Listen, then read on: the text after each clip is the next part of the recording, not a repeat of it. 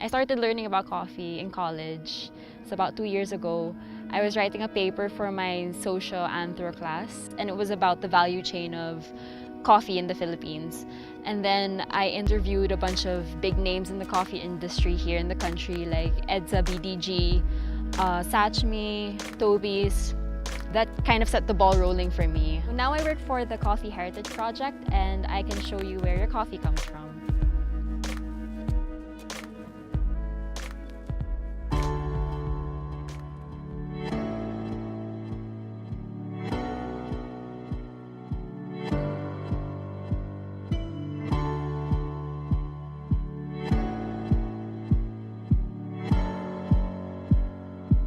I am Felipa Len Villicana.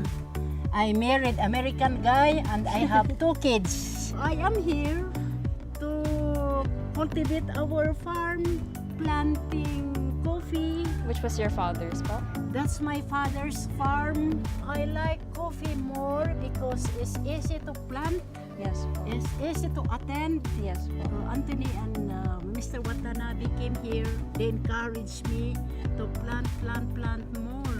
The Coffee Heritage Project commits to an approach in coffee farming.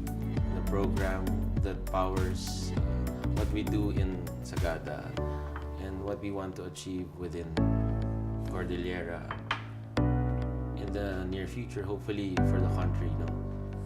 The principle behind everything we do in the Coffee Heritage Project is that it has to be committed to cultural sensitiveness, has to be committed to everything sustainable and everything responsible. Dito, mas pinapahalaga nila kasi yung coffee is nabubuhay lang siya within 100 years. Doon namin napansin na, wow, ganito pala to. Kaya dapat, every year of the coffee is dapat bahalagan mo siya. So here in Sagada, they really love coffee out here. Even by looking into history as well, you would really see century-old coffees. Then if you were to visit different places out here or different house, they would really offer coffee before anything else. We've seen how the other advocacies work out. They're all good. There's an advocacy to raise prices of coffee, to make sure that farmers earn the right and fair amount for the coffee produce. And just for us, we felt like we just want to go beyond the price. We just want to go beyond the cup quality. We'd like to be more impactful to the community and as a collective and the environment where the coffees are grown. Yung tubig mismo sa spring, dinala na mismo sa mga residential. So ngayon, yung irrigation na wala na siyang supply na tubig, so magkakadry na yung mga bukirin. Yun na lang ang last option, itaniman na lang natin ng katiyon. Para at least hindi siya tuloy-tuloy na mapag-iwanan. If you talk about how we can further improve flavor and notes and cleanliness of the cup, then we learn every year. So this is Melay. She is the owner of this farm. This coffee farm was first conceptualized as an experimental farm.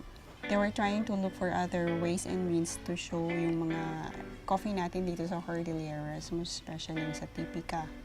This farm has Typica variety among all the varieties of Arabica. The mother variety, which is Typica, is still, I think, and they also think that's still the best for them. And it thrives here in the Cordilleras. Nung dumating na sa coffee appreciation, doon mo mapapansin na every level na pagsip mo ng coffee is meron siyang kakaibang lasa. Doon mo ma-appreciate na yung coffee is lasang sugarcane. A lot of flavor in the mouth, but also a lot of smells, fruits. It was very, very, very nice. So you really have to savor the aroma, the flavor profiles.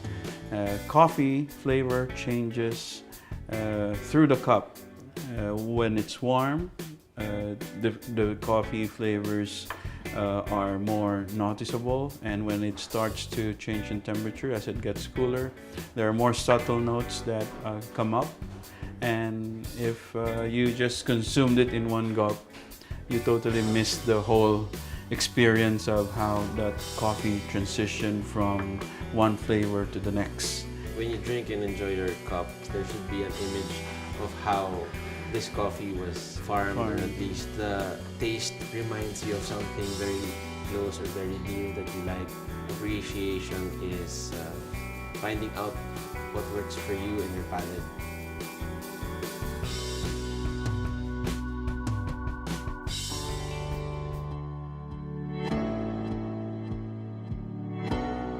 We know how much hard work goes into one cup of coffee. With that in mind, I hope your morning cup becomes more meaningful.